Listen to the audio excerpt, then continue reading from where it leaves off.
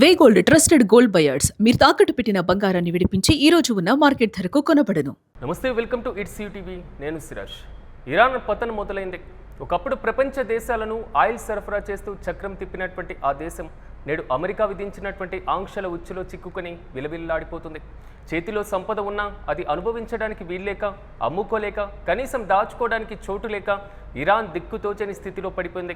Donald Trump విధించినటువంటి ఆర్థిక దిగ్బంధనం Iran వెన్నెముకను విరిచేస్తుంది. అగ్రరాజ్యం వేసినటువంటి వ్యూహానికి ఇరాన్ ఇంధన సామ్రాజ్యం కుప్పకూలుతుంది. నిజంగా ఇరాన్ అంతం మొదలైందా? సముద్రంపై నిలిచిపోయినటువంటి ఆ భారీ నౌకలు ఇరాన్ పతనానికి సంకేతాల?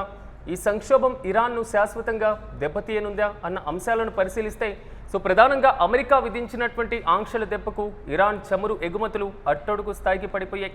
గతంలో రోజుకు 18.5 లక్షల బ్యారెళ్లు ఎగుమతి చేసినటువంటి చోట ఇప్పుడు కనీసం 5 లక్షల బ్యారెళ్లు కూడా అమ్మలేకపోతుంది. చమురు తీయడం ఆపితే బావులు పాడైపోతాయి, తీస్తే నిల్వ చేయడానికి స్థలం లేదు. ఈ విచిత్రమైనటువంటి చిక్కుముడిలో ఇరాన్ ఇరుక్కుపోయింది. దేశంలో స్టోరేజ్ ట్యాంకులు అన్నీ కూడా ఇప్పటికే గరిష్ట స్థాయిలో నిండిపోయాయి. దీంతో అమ్ముడుపోని చమురు ఇరాన్ పాలిట ఒక భారంగా మారిపోయింది.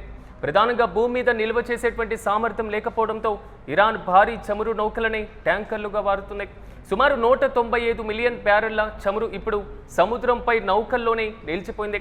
హార్ముజ్ జలసంధి గుండా ఒక్క అడుగు కూడా ముందుకు వేయలేని స్థితిలో ఈ నౌకలు అక్కడ తిష్టవేశాయి. ఇరాన్ చరిత్రలో ఇన్ని కోట్ల బ్యారెళ్ల చమురు ఇలా సముద్రంపై నిలిచిపోవడం ఇదే మొదటిసారి. ఒక్కో రోజు గడుస్తున్నటువంటి కొద్దీ ఈ నౌకల నిర్వహణ ఇరాన్కు తలకు మించినటువంటి భారంగా మారుతుంది.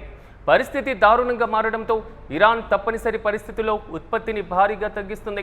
రోజుకు 27 లక్షల బ్యారెళ్లు తీసేటువంటి స్థాయి నుంచి ఏకంగా 12 లక్షల బ్యారెళ్లకు కోత పెట్టింది. అంటే సగం కంటే ఎక్కువ ఉత్పత్తి ఆగిపోయేటువంటి పరిస్థితి. చమురు బావులను ఇలాగే బలవంతంగా మూసివేయడం వల్ల లోపల ఒత్తిడి పెరిగి అవి శాశ్వతంగా దెబ్బతినేటువంటి ప్రమాదం కూడా లేకపోలేదు. ఒకవేళ భవిష్యత్తులో ఆంక్షలు తొలగించినా మళ్ళీ ఆ బావుల నుంచి చమురు తీయడం సాధ్యం కాకపోవచ్చు. ఇది ఇరాన్ ఆర్థిక మూలాలని దెబ్బతీసేటువంటి అంశం. ఇక అమెరికా ఆంక్షల వల్ల ఇరాన్కు రావాల్సినటువంటి విదేశీ మారక ద్రవ్యం పూర్తిగా ఆగిపోయింది.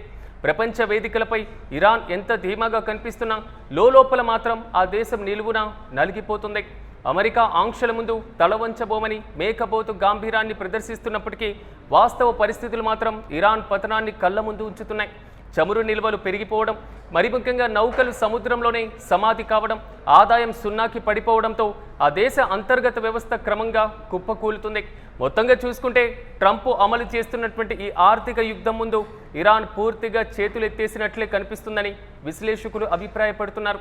ఒకవేళ భవిష్యత్తులో ట్రంప్ ఆంక్షలు తొలగించినా ఇరాన్ తిరిగి పుంజుకోవడానికి దశాబ్ద కాలం పట్టవచ్చు అనడంలో ఎటువంటి సందేహం లేదు.